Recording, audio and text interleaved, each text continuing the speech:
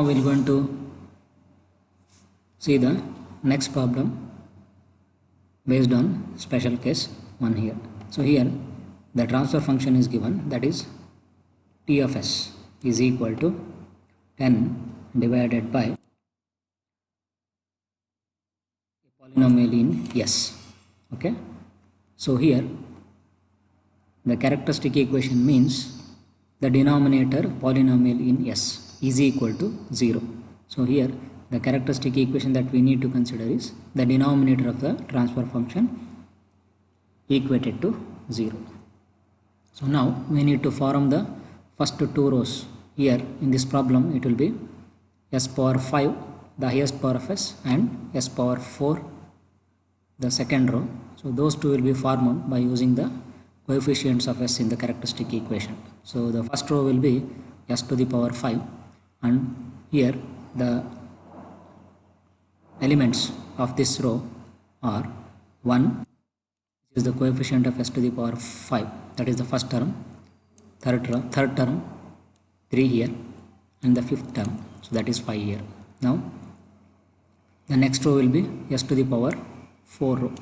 The coefficients of this row will be 2, that is the second term, 6, that is the fourth term, and 3, the last term. So after forming the first two rows, now we need to calculate the remaining rows. So for the s cube row, 6 minus 6 divided by 2, so that will going to be equal to 0.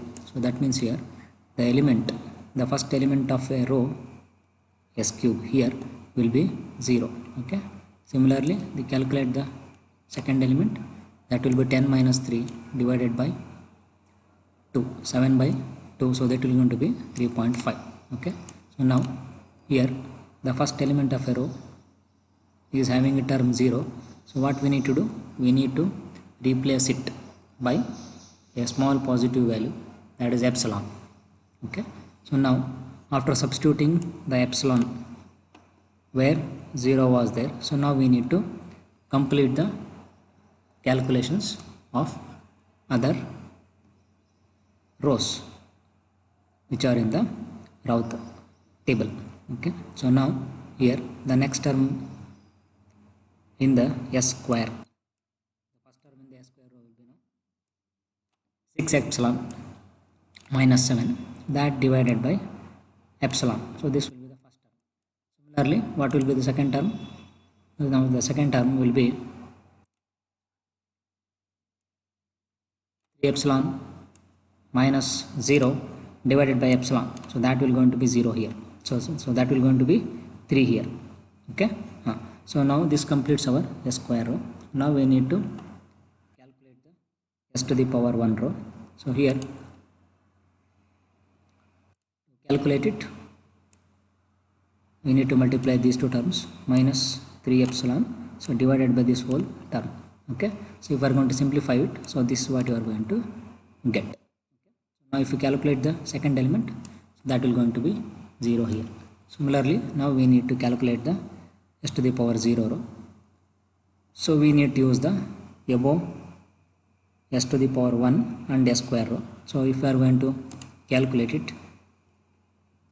so here you need to multiply these two terms, minus 0 divided by this whole term. Hence we are going to get the 3 back here. Okay, so now we have completed the calculation of table. So now we need to look for the sign changes by substituting the limit as epsilon tending to 0. Okay, so here these are the elements in the first column. So now here we need to look for the sign changes. So this is positive sign because we have taken epsilon as a small positive value or positive integer, hence this element will be having a positive sign. So similarly, now coming to the next row, here if we are going to substitute limit as epsilon tending to 0, so this will be 0. So now it will become minus 7 divided by epsilon tending to 0. So that means here this epsilon tending to 0. So what the sign will be now? So remember here, as in the numerator minus 7 is there, hence the sign will be minus for this. Okay, so now the sign for this term will be now minus. Okay, and the value here is infinity. Similarly, now we need to check for the sign change in the last two elements. Now for the s to the power 1 row, if you take the limit as epsilon tending to 0, this term will be 0, this term will be 0. In the denominator, this term 12 epsilon will be equal to 0. So now the remaining will be now minus 49 divided by 14. Okay, so minus divided by minus will be there. So those will going to cancel with each other, hence you are going to get here positive sign. Okay, the last one will be having the positive sign. Okay, so now can you see how many sign changes are there now?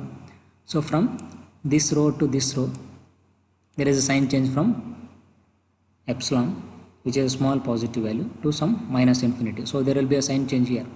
Similarly, from s square to s to the power 1 row, the sign is changing from minus infinity to some plus value. Hence, there are two sign changes are there in the first column. Hence, the two roots of this particular equation out of 5 roots will be lying on the right hand side of S plane or on the RHP. So the system will going to be unstable one.